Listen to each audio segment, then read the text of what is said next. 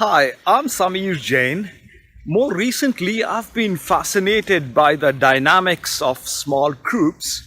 In any environment where you have groups of people, you'll see them play by a number of underlying cultural rules.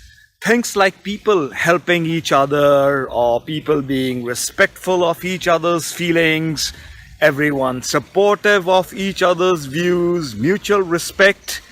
Often this is at least on the surface. There is, however, another element of culture, and that's often referred to as groupism. So people will tend to form tight groups based on language and regional factors. And this may have its origins, for example, in say language issues, where everyone is not comfortable in the common language a group inherits or is assigned to use. And in extreme cases, these groups will more or less function as self-contained ecosystems and make very little effort to invite people or to create outreach to others.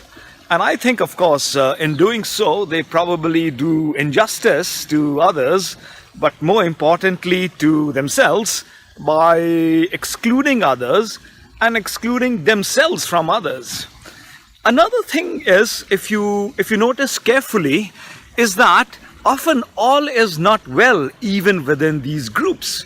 There is this whole concept of intra-group dynamics, which is below the surface. Often there is a fair bit of discord and turmoil beneath the surface, but that's the thing. It is beneath the surface, and in equilibrium, it rarely reaches the surface. So outsiders looking in tend to see these as homogeneous groups and communities, when in practice these really are not. I've been thinking why. And I think it is because we are much more willing to refrain from asserting in favor of maintaining harmony, and the welfare of the group outweighs the welfare of the individual in most cases, and I guess which may be a good way for us as a species to thrive. But I also think that many times this is taken to an unreasonable extreme, and this is something that I've seen pretty much everywhere, and probably this is part of human nature.